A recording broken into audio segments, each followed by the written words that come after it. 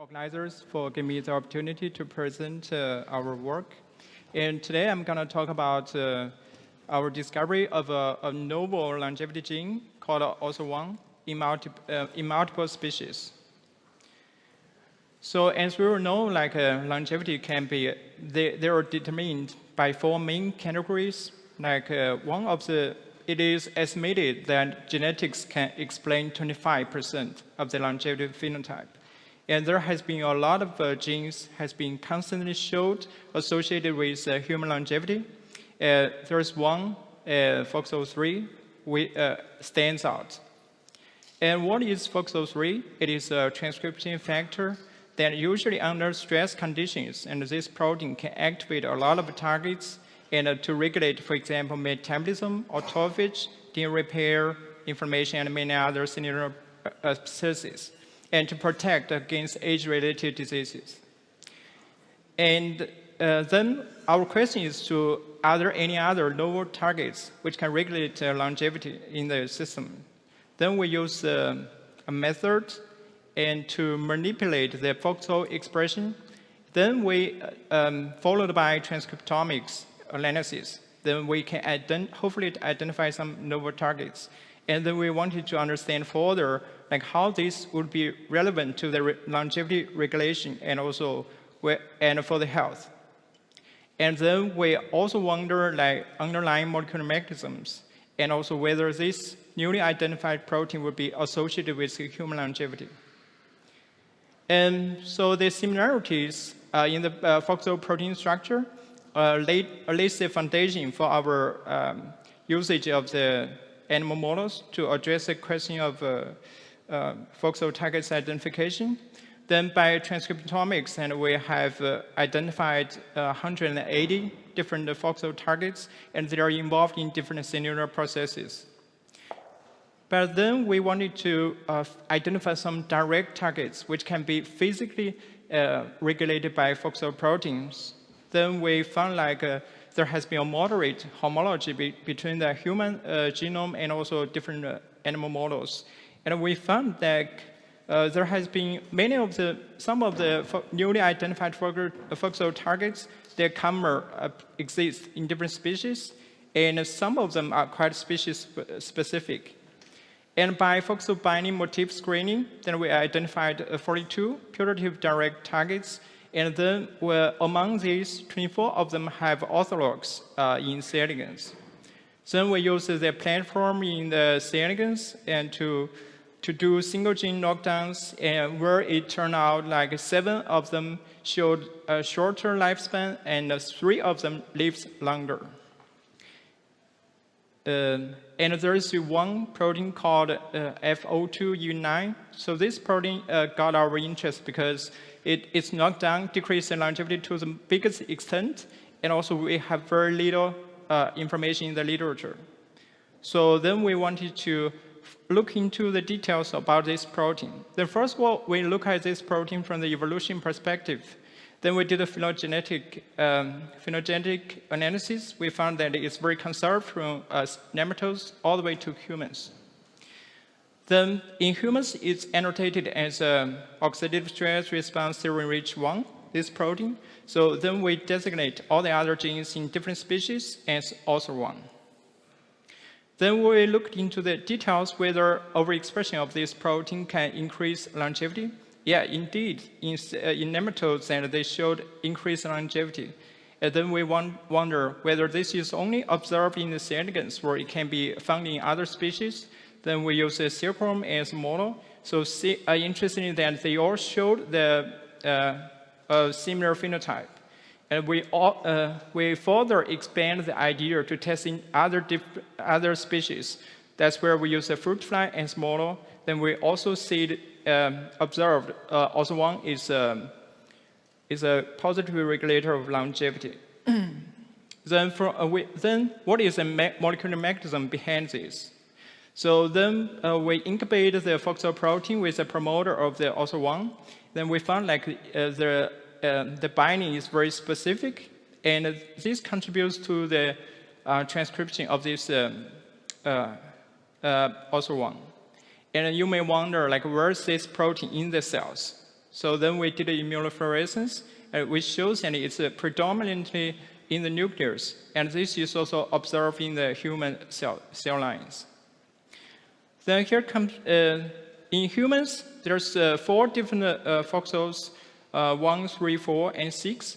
Then we overexpress all of these and check the other canonical targets, like cantonese, superoxide dismutase. And we show, like, at the basal level, interestingly, like all of these targets, then they didn't show any activation. But upon stress with hydrogen peroxide, then we can see like they are activated. Then you may wonder, what's this activation do? Does it do anything in vivo? Then we use the Drosophila mutant of the OSER1, which shows they are more sensitive to this to the paracord. And overexpression of this gene leads to more tolerance. And this has been reflected by the decreased ROS levels in the Drosophila wind disk, and it's quantified here.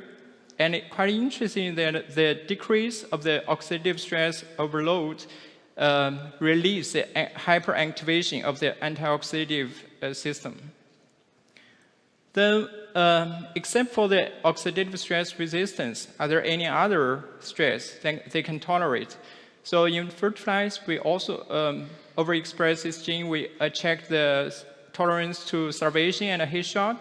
Like they showed enhanced tolerance. And also this is also observed in the silkworms.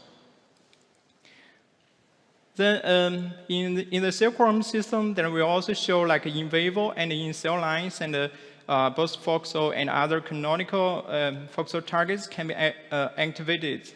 At the same time, like their overexpression, this condition can decrease overall oxidative stress and release the hyperactivation of the detoxification systems. Then we further looked into the C. elegans, this model, which shows that normally like OSER1 depletion leads to shorter lifespan, but when we treat them with antioxidant NAC, which shows that the lifespan back to the normal. And overexpression of this OSER1, which shows more tolerance to the oxidative stress. And then we use 3 different methods and to measure the oxidative stress, and all of them show like OSER1 depletion elevates oxidative stress, followed by the fluorescence analysis here. And this kind of increase is further exacerbated at a higher temperature.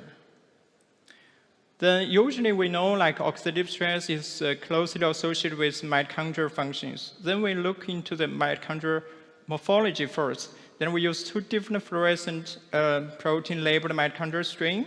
Then we can see like they got more fragmented mitochondria. So as quantified here.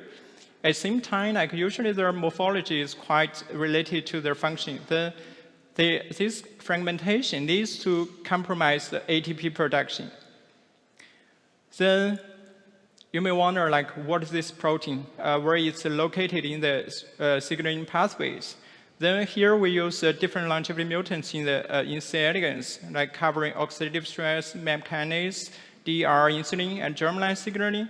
All of them, it shows something interesting in phenomena because OSER1 expression is higher expressed in the longevity mutants, but lower expressed in the anti-longevity strains. And also, we look at specifically, there's a mutant called DAF2 mutant. That's a mutant where they live twice as long as wild type. Then we deplete OSER1, they should compromise the longevity, which aligns with the notion that OSER1 is downstream of the convergent FOXO node. Then we also wanted to look into the human cells because eventually we want to have some translational perspective. Then we use the untargeted proteomics. By knocking down and overexpression, there has been 4 categories got our interest, especially the cellular senescence, SASP, oxidative stress, and also reproduction.